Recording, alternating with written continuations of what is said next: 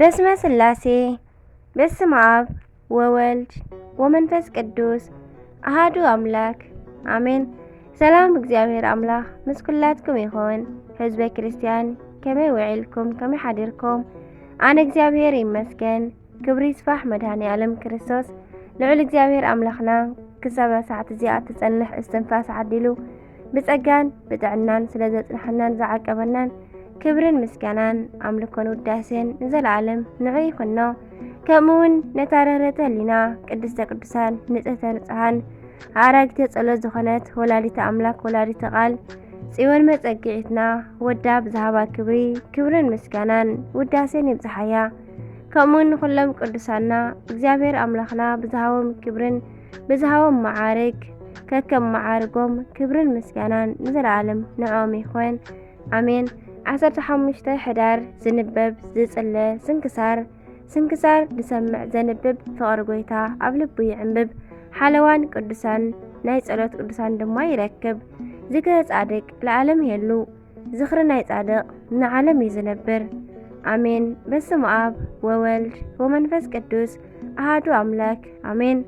ሰማዕት ቅዱስ ሚናስ 15 ሕዳር በዛ መዓልቲ እዚኣ ትርጓሜ ስሙ ምእመንን ብሩኹን ዝኾነ ቅዱስ ዮናስ ሰማዕት ብሰማዕትነት ዓረፈ። ናይዚ ዓብዪ ሰማዕት ኣቦ ኣውደክስዮስ ክኸውን እንከሎ ኣዲኡ ድማ ኣፎምያ ትበሃል።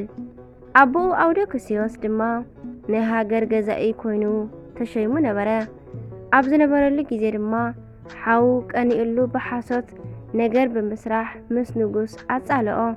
ንጉስ ድማ ኣፍራቅያ ናብ ትበሃል ካልእ ሃገር ልኢኹ ኣብኡ ገዛኢ ገይሩ ሸሞ። ኣውደክስዮስ ፍርሓት እግዚአብሔር ዝሓደሮ ቁኑዕ ሰብ ስለ ዝነበረ ኣብ ኣፍራቅያ ዝርከቡ ኣህዛብ ደስ በሎም። ንኣውደክስዮስ ድማ ቆልዓ ስለ ዘይነበሮ ሰበይቱ ናብ ናይ እመቤትና ቤተ ክርስቲያን እናኸደት ንእመቤትና ትልምና ነበረት። ሓደ መዓልቲ ጸሎታ ምስ ወድአት ካብ ናይ እመቤትና ስእሊ ድምፂ ወፀ እሞ ተዛረበታ። ቆልዓ ከም እትወልድን ስሙ ድማ ሚናስ ከም እትብሎን ነገረታ። ሚናስ ድማ ተወሊዱ ወለዱ ናይ ቤተ ክርስቲያን ትምህርቲ እናምሃሩ ኣዕበይዎ። ኣብ 12 ዓመቱ ኣብኡ ኣዕረፈ። ድሕሪ 3 ዓመት ድማ ኣዲኡ ስለ ዝዓረፈት ሚናስ ንበይኑ ተረፈ። ኣቦኡን ኣዲኡን ዓሪፎም ማለት እዩ። መኳንንቲ ድማ ንኣቦኡ ብጣዕሚ ካብ ምፍታዎም ዝተለዓለ ንቅዱስ ሚናስ ኣብ ክንዲ ኣቦኡ መስፍንነት ሸምዎ። ንእግዚአብሔርን ንመንግስትን ብትግሃትን ብቕንዕናን እናገልገለ እንከሎ ከሓዲ ዲዮቅልጥያኖስ ነጊሱ ንክርስቲያን ክሓርድ ጀመረ። ቅዱስ ሚናስ ድማ ነዚ ምስ ሰምዐ ሽመቱ ገዲፉ ናብ ገዳም ኣትዩ ብመንፈሳዊ ተጋድሎ ጥራሕ እንዳተጋደለ ብዙሕ ዘመን ነበረ። ሓደ መዓልቲ ሰማይ ተኸፊቱ ሰማዕታት ናይ ብርሃን ኣኽሊል ክጎናጸፉ ረአየ። በዚ ጊዜ እዚ ናብ ከተማ ተመሊሱ ናይ ጎይታና ናይ መድኃኔ ዓለም ናይ ኢየሱስ ክርስቶስ ሓቀኛ ኣምላኽነት ክምስክር ጀመረ። እቲ መኮንን ድማ ካብ ወገን መንግስቲ ምዃኑ ፈሊጡ ብዙሕ ለመኖ። ናይ ንጉስ ትእዛዝ ኣይትተሓላለፍ እናበለ እንተለመኖ ቅዱስ ሚናስ ግን ክሰምዖ ኣይከኣለን። ድሕሪኡ ፍሉይ ብዝኾነ ስቃያት ከሳቅዮ ጀመረ። ምስ ስቃይ ምስ ሰልቸዎ ክሳዱ ብሰይፊ ንኽቆርጽዎ ኣዘዘ እሞ ቅዱስ ሚናስ ሕዳር ዕለት 15 ተሰይፉ ሰማዕትነቱ ብዓወት ፈጸመ። ብናይ ቅዱስ ሚናስ ምኽንያት ብዙሓት ብክርስቶስ ኣሚኖም ሰማዕታት ኮኑ። ንስጋ ቅዱስ ሚናስ ድማ እሳት አንዲዶም ናብኡ ኣእተውዎ። ነገር ግን እቲ እሳት ኣይተንከፎን። ህዝበ ክርስቲያን ድማ ንስጋኡ ወሲዶም ናይ መከራ ዘመን ክሳብ ዝሓልፍ ሓቢኦም ብኽብሪ ኣንበርዎ።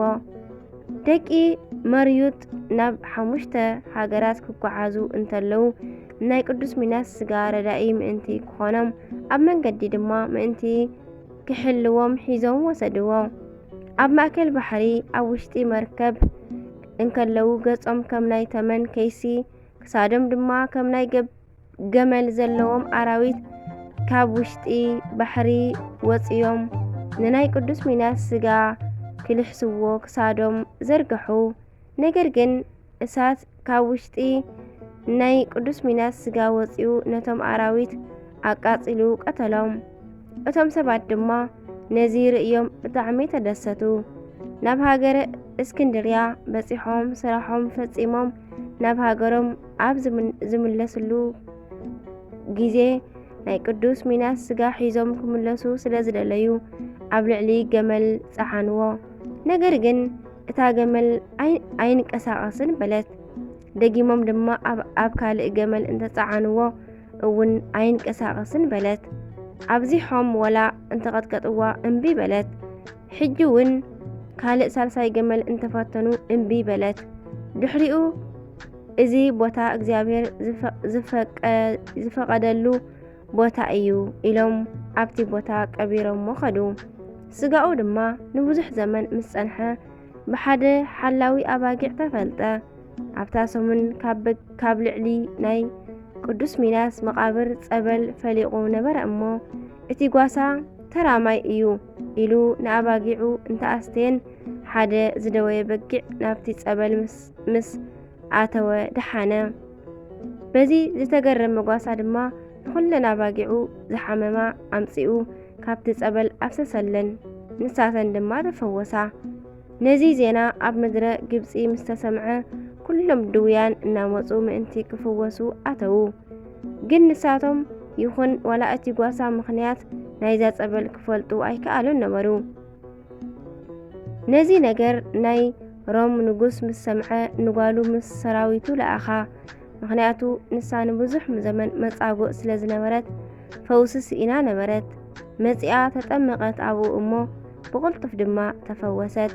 ንሳ ግን ከም ካልኦት ዘድሓና ማንነት ከይፈለጠት ምኻድ ስለ ዘይደለየት ሱባኤ ኣተወት።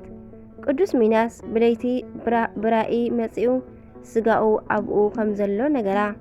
ንሳ ድማ ነቲ መሬት ኣፍሒራ ናይዚ ቅዱስ ሰማዕት ኣካል ብኽብሪ ኣውፅኣቶ። ድሕሪኡ ብናይ ንጉስ ትእዛዝ እቲ ምድረ በዳ ከተማ ንኽኸውን ተገብረ። ስሙ ድማ መርዩጥ ተባሃለ። ኣብቲ ጸበል ዝነበረ ቦታ ድማ ናይ ማር ሚናስ ቤተ ክርስቲያን ተሃኒጹ ሰነ ዕለት 15 ቅዳሴ ቤቱ ተኸበረ። ኣሜን። ናይ ቅዱስ ሚናስ ረድኤት በረኸቱ ይሕደረና፣ ብጸሎቱ ድማ ይምሓረና መድኃኔ ዓለም ኣሜን። ኣርኬ ድማ ከምዚ ይብል ሰላም ለከ ሃራዊ መስፍን ሰማዕተ መድህን ዘሰመየተከ ሚናስ ዘጸረተከ ማህፀን ዓመ ጸለየት ጸሎተ እንዘይእቲ መካን እምስእለ ማርያም ሰሚአ ዘይቤ ኣሜን ኣሜን። ቅዱስ ቂርቆስ ህፃን ከምኡውን በዛ መዓልቲ እዚኣ ልደት ሰማዕት ቅዱስ ህፃን ቂርቆስ ህፃን እዩ። ቅድስቲ ቤተ ክርስቲያን ካብ ዘለዋ ዓበይቲ ሰማዕታት ሓደ ቅዱስ ቂርቆስ እዩ። ብፍላይ ኣብ ዘመነ ሰማዕታት ተላዒሎም ከም ከዋክብቲ ካብ ዘብርሁ ሓደ እዩ። ቅዱስ ወንጌል ከምዚ ይብል እቲ ጽድቅ ጽቡቕ ኦም ጽቡቕ ፍረ ይፈሪ። ማቴዎስ ምዕራፍ 7:17 ጽብቕቲ ኦም ቅድስቲ ኢየሉጣ ጽቡቕ ፍረ ድማ ብፁዕ ቂርቆስ ኣፍርያ ስለ ዝተረኸበት ክብሪ ይግብኣ። ብርኽቲ ማህፀን ድማ ንብላ ዝተባረኸ ማህፀና ዝተባረኸ ነዚ ቅዱስ ን9 ወርሒ ተሸኪሙ እዩ እሞ ኣብቲ ዘመን ንክርስቲያን ናይ መከራ ዘመን ኣብ ዝነበረ ዘመን እዚ ቅዱስ ህፃን ንዓኣ መሲሉ ንሳውን ኣኺሉ ምእንቲ ክርከብ ስለ ዝኸኣለት ነመስግና። ኣቦታት ብትውፊት ከም ዘጽንሑልና ድማ ኣብ መበል 300 ክፍለ ዘመን በዛ ዕለት እዚኣ ኣዴና ቅድስቲ ኢየሉጣ ንብፁዕ ሰማዕት ቅዱስ ቂርቆስ ወለደት። በረኸት እዚ ሰማዕት ምስ ኩልና ውልደ ጥምቀት ውልደ ተዋህዶ ንዘለዓለም ይንበር ኣሜን። ሊቀ ጳጳሳት ኣባ ሚናስ ገዳማዊ። ከምኡውን በዛ መዓልቲ እዚኣ መበል 61 ሊቀ ጳጳሳት እለ እስክንድርያ ዝኾነ ክቡር ኣባ ሚናስ ገዳማዊ ዳግማይ ኣዕረፈ። እዚ ቅዱስ ኣቦ ንዓለም ዝነዓቐ ናብራ ከም ሕልሚ ዝቑጸር ቅዱስ ሰብ ነበረ። ምስ ዓበየ ድማ ምስ ሓንቲ ኣመርዓውዎ። ንሱ ግን ነታ መርዓት ሰብ ነዚ ኩሉ ዓለም ረቢሑ ነፍሱ እንተጥፍአ እንታይ ይረብሕ? መጽሓፍ ከም ዝብሎ ናይ እግዚአብሔር ፍቓድ ዝነብር ግን ንዘለዓለም ይነብር። ሕጂ እውን ኣነን ንስኽን ተስማዕሚዕና ድንግልናና ንሓሉ ምስ በላ ብሓሳቡ ንሳ ድማ ብሓሳቡ ተሰማምዐት እሞ ሓዲግዋ ናብ ገዳመ ኣስቄጥስ ከይዱ መንኮሰ። ቅድሚኡ ዝነበረ ሊቀ ጳጳሳት ምስ ኣዕረፈ ድማ ብዘይ ፍቓዱ ሊቀ ጳጳሳት ገይሮም ሸመዎ። ን18 ዓመታት ንህዝቡ ብሰናይ ሓለዋ። ሓልዩ ድማ በዛ ዕለት በዛ ለማዓንቲ ኣዕረፈ። ንእግዚአብሔር ኣምላኽና ምስጋና ይኹኖ። ንዓና እውን ብጸሎት እዞም ኩሎም ቅዱሳን ይምሓረና ለዓለም ዓለም ኣሜን። ኣርኬ ድማ ከምዚ ይብል ሰላም እብል ለሚናስ ዳግም እንተ ለብሰ ጻማ በውስተ ገዳም ወመነነ ኩሎ ፍትወተ ስጋ ወደም ረሰዮ ከመጽላሎት ፍትወተ ዝዓለም ወከመጽሙ ዘይሰቲ በህል። ከምኡውን በዛ መዓልቲ እዚኣ ያዕቆባውያን ግብፃውያን ከም ዝሰርሕዎ ጾመ ጌና መጀመርታኡ እዩ። እዚ ድማ ናይ ጎይታናን ኣምላኽናን መድሓኒናን ኢየሱስ ክርስቶስ ልደት እዩ። ሰናይ ዘመነ ጾም ይግበረልና። ንእግዚአብሔር ኣምላኽና ምስጋና ይኹኖ። ንዓና እውን ብጸሎት እዞም ኩሎም ቅዱሳኑ ይምሓረና ንዘለዓለም ዓለም ኣሜን። ዕለት 15 መዓልቲ ዓመታዊ በዓላት ናይ ቅዱሳን ዝውዕል እዚኦም እዮም። ቅዱስ ሚናስ ሰማዕት፣ ልደተ ቅዱስ ቄርቆስ፣ ብጽዕቲ ቅድስቲ ኢየሉጣ ኣዲኡ ኣባ ሚናስ ዳግማይ። ወርሓዊ በዓላት ድማ ቅዱስ ኤፍሬም ሶርያዊ ኣፈ በረከት፣ ቅድስቲ እምባ መሪና፣ ቅድስቲ ክርስቲና ይበሃሉ። በረኸቶም ይሕደረና ኣሜን። ዝወደቐ ዝነጠበ ብኣፈ ቅዱሳን ትጓል መላእክቲ ተኣረመለይ። ስንክሳር ድሰምዕ ዘንብብ ፍቕሪ ጎይታ ኣብ ልቡ ይዕንብብ። ሓለዋን ጸሎትን ናይ ቅዱሳን ድማ ይረክብ። ዝክረ ጻድቅ ለዓለም የሉ፣ ዝኽሪ ናይ ጻድቕ ንዓለም እዩ ዝነብር።